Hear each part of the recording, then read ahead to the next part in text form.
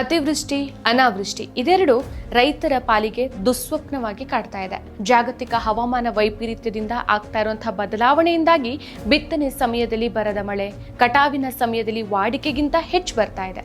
ಇದರಿಂದಾಗಿ ಮಳೆ ಇಲ್ಲದೆ ಕಡಿಮೆ ಇಳುವರಿ ಬಂದಿರುವಂತಹ ಬೆಳೆಯನ್ನ ಉಳಿಸ್ಕೊಳ್ಳೋ ಪ್ರಯತ್ನದಲ್ಲಿ ಇರೋ ರೈತರಿಗೆ ಅಧಿಕ ಮಳೆಯಿಂದಾಗಿ ಇರುವ ಫಸಲನ್ನು ಕಳ್ಕೊಳ್ಳೋ ಸ್ಥಿತಿ ಎದುರಾಗಿದೆ. ಗದಗ ಜಿಲ್ಲೆಯ ಗಜೇಂದ್ರಗಡ, ರೋಣ, ಶಿರಹಟ್ಟಿ, ಮುಂಡರಗಿ, ನರಗುಂದ, ಲಕ್ಷ್ಮೇಶ್ವರ ಹಾಗೂ ಗದಗ ತಾಲೂಕು ಸೇರಿದಂತೆ ಬಹುತೇಕ ಗ್ರಾಮೀಣ ಪ್ರದೇಶದ ಜಮೀನುಗಳಲ್ಲಿ ಅತಿ ಹೆಚ್ಚು ಹೆಸರು ಬೆಳೆಯನ್ನ ಬೆಳೆಯಲಾಗಿತ್ತು.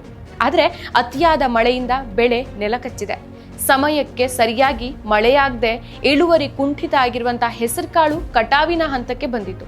ಈಗ ಈ ಸಮಯದಲ್ಲಿ ಮಳೆ ಸುರಿದಿರೋದ್ರಿಂದ ಹೆಸರುಕಾಳು ಸಂಪೂರ್ಣ ನೀರು ಪಾಲಾಗಿದೆ. ಕೈಗೆ ಬಂದ ತುತ್ತು ಬಾಯಿಗೆ ಬರಲಾರ್ದಂಗೆ ಆಗೈತಿ. ಯಾಕಂತಂದ್ರೆ ನಾವು ರೈತರು ಎಕರೆಗೆ ಸುಮಾರು 10-15 ಸಾವಿರ ಖರ್ಚು ಮಾಡಿದ್ವಿ. ಆದರೆ ಇವತ್ತಿನ ಪರಿಸ್ಥಿತಿ ಒಳಗೆ ಮಳೆ ಹೆಚ್ಚಿ ಏನೇನೋ ಬೆಳೆ ಬರಲಾರ್ದಕ್ಕೆ ಎಕರೆಗೆ ಒಂದು ಪ್ಯಾಕೆಟೋ 1.5 ಪ್ಯಾಕೆಟೋ ಬಂದವು. ಅವು ಮಾರ್ಕೆಟಿಗೆ ಹೋದ್ರೆ ಅದು ಅವಕ್ಕೂ ರೇಟ್ ಇಲ್ಲ. ಇದು ಒಂದೇ ಅಂತಲ್ಲ, ಎಲ್ಲ ಬೆಳೆಗಳು ಸಂಪೂರ್ಣ ನಾಶ ಆಗಿಬಿಟ್ಟು ಈ ವರ್ಷನ ಒಂದು ಆ ಮಳೆಗೆ ನಮಗೆ ಬೆಳೆ ಬಂದದ್ದು ಬಂದದ್ದು ಒಣಗಿಸೋಕೆ ಸಹಿತ ನಮಗೆ ಪುರ್ಸತ್ತಿಲ್ಲ. ಇದನ್ನು ಕೊಡವಲ್ದು, ಅದಕ್ಕೆ ಕೊಡವಲ್ದು. ಅದಕ್ಕೆ ಈ ಸಂಪೂರ್ಣ ರೈತರು ನಾವು ಏನಾಗಿವೆ ಅಂತಂದ್ರೆ ಕೈಯಲ್ಲಿ ರೊಕ್ಕನೂ ಹೋಯ್ತು, ಎಲ್ಲ ಹೋಯ್ತು.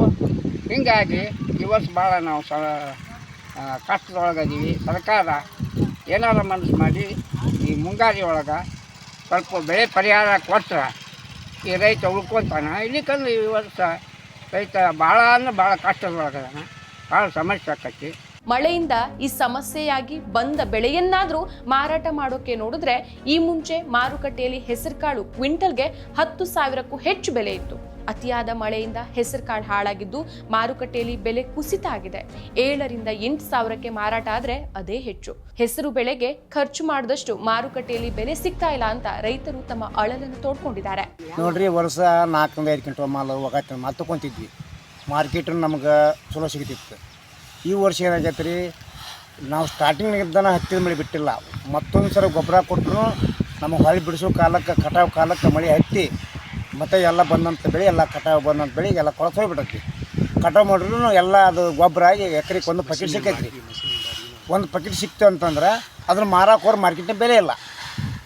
ಈಗ ನಾವು ಕಟಾವು ಮಾಡೋಂಥ ಇದು ಸಿದ್ದಕ್ಕೆ ನಾವು ಕೈಲಿ ಕೊಡ್ಬೇಕಂತ ಪರಿಸ್ಥಿತಿ ನಮ್ಮ ರೈತರು ಬಂದೈತೆ ರೀ. ಇದಕ್ಕೆ ಸರ್ಕಾರ ಸೂಕ್ತವಾದಂಥ ನಮಗೊಂದು ಪರಿಹಾರ ಕೊಡ್ಬೇಕಂತ ನಾವು ಕೇಳ್ಕೊಳ್ತೀವಿ. ಮತ್ತೆ ಮತ್ತೆ ಸವಿಯಬೇಕೆನಿಸುವ ಮೃದುವಾದ ನಂದಿನಿ ಪನ್ನೀರ್. ನಾವು 160 ಪಟ್ಟು 7 ಎಕರೆ ಹೊಲ ಲವಣಿ ಮಾಡಿದ್ದೀವಿ ರೀ. ಅದು ಹೆಸರು ಎಲ್ಲ ನೀರಾಗ ನಿಂತು ಹೆಸರು ಲುಕ್ಷಣೆ ಆಗಿವಿ ರೀ.